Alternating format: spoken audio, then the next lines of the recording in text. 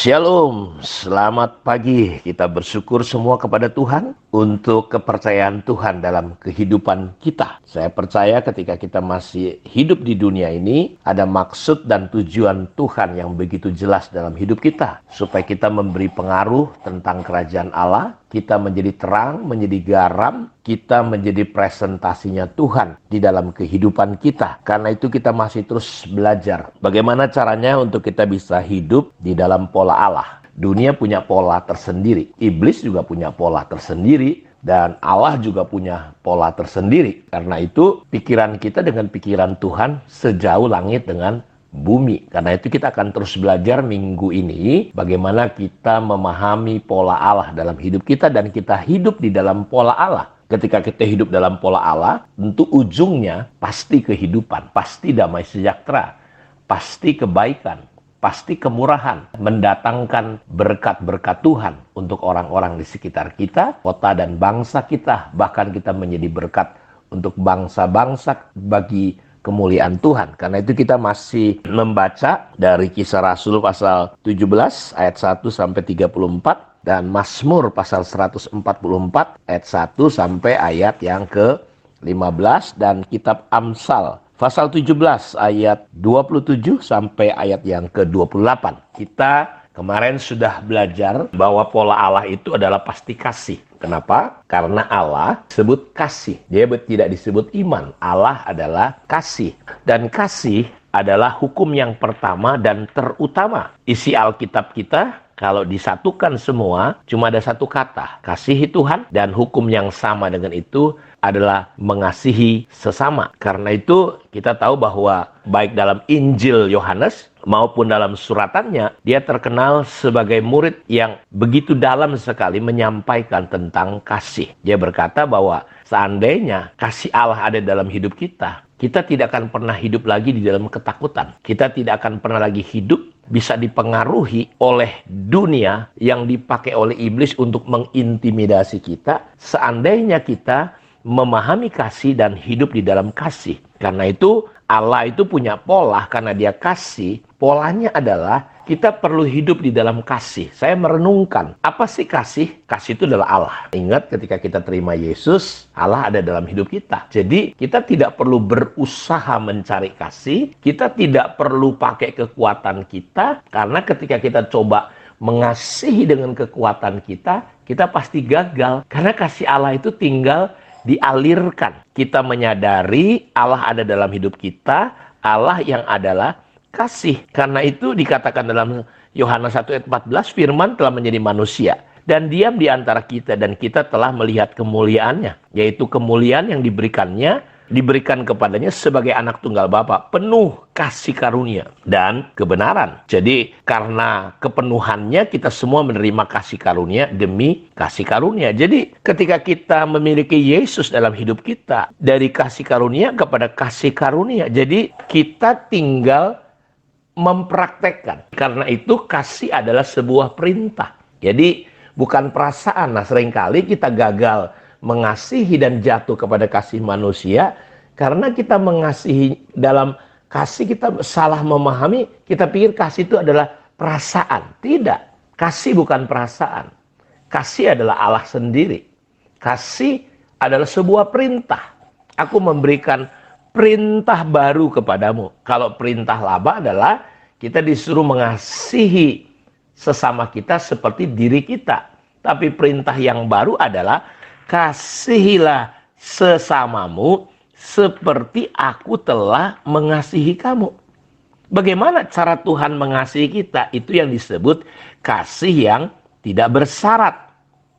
Kalau kasih manusia, kalau kau baik, aku baik.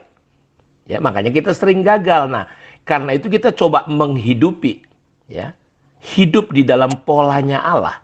Dan ketika saudara berada di dalam polanya Allah yang adalah kasih, ya, makanya kita diperintahkan untuk tinggal di dalam kasih Tuhan. Seperti Yesus, dia bisa tinggal di kasih Bapaknya karena dia belajar taat. Sekali lagi, ketaatan kita tidak akan menjadi sulit ya, kepada firman Tuhan ketika kita mengasihi. Jadi jangan sampai salah, saudara. Tidak ada kasih yang lebih besar daripada kasih seorang yang memberikan nyawanya untuk sahabatnya. Jadi kasih Allah itu membuat kita menjadi pribadi yang bisa berkorban. Ya, seperti Yesus. Tidak ada kasih yang lebih besar daripada kasih seorang yang memberikan nyawanya untuk sahabat-sahabatnya.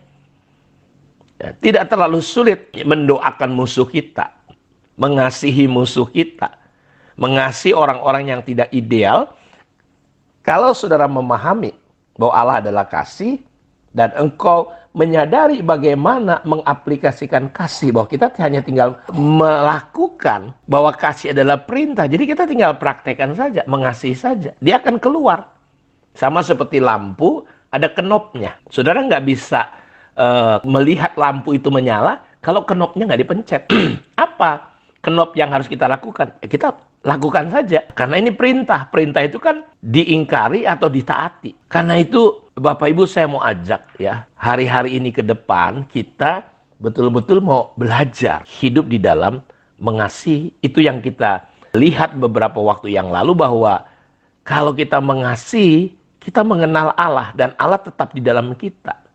Nah, ini yang saya berdoa dan berharap Bapak Ibu, kita benar-benar mempraktekkan apa yang disebut dengan yang namanya pola Allah. Karena Allah adalah kasih, kita belajar hidup di dalam polanya, yaitu mengasihi. Sehingga kita lihat sebentar, saya mengingatkan kita tentang kasih. Rasul Paulus cukup bagus ya, dia mendefinisikan kasih, dan dia berkata kalau kita kehilangan kasih, betul, kita jatuh cukup dalam, karena tanpa kasih apapun yang kita lakukan. Makanya Tuhan berkata kepada gereja Efesus, betapa dalamnya engkau jatuh. Karena tanpa kasih, kita ini sama sekali nggak ada gunanya. Tidak ada artinya. Kalau ibarat bunyi, ya bunyinya nggak jelas. Bahkan kita berkarunia sekalipun, punya pengetahuan yang hebat, bahkan kita membagi-bagikan harta kita, bahkan tubuh kita dibakar. Tapi kalau dasarnya, nah ini dia, kasih tidak ada, itu nggak ada sama sekali gunanya. Ya, karena itu saya menyebut kasih adalah dasar, kasih adalah kekuatan, kasih itu adalah daya tahan yang luar biasa. Dan kalau orang Kristen kehilangan hal ini, makanya orang terkadang heran. Kita dihina, Yesus dicaci maki, kita slow saja semua. Ada agama tertentu jangan pernah colek sedikit saja, wah udah kebakaran jenggot. Indonesia bisa kacau balau. Buat apa saudaraku? Ya ini baru-baru heboh. Sudah jelas-jelas bersalah, mencabuli istilahnya murid-muridnya. Mau ditangkap polisi, dibela demi agama. Karena itu nggak ada gunanya saudaraku. Karena kasih itu bukan kita kehilangan kesucian. Kebenaran nggak, justru kasih itu membawa kita pada kekudusan, ketegasan. Ya. Makanya di sini jelas, kasih itu sabar. Gus Dur berkata, kasih itu nggak ada batas. Kalau ada batas, itu namanya bukan sabar. Kasih itu sabar. Kasih itu murah hati. Dia tidak cemburu. Ada orang berkata, Pak, kalau cemburu itu kan saya tanda cinta. Bukan, itu nafsu. Kasih itu nggak ada cemburu. Suami istri nggak boleh cemburu.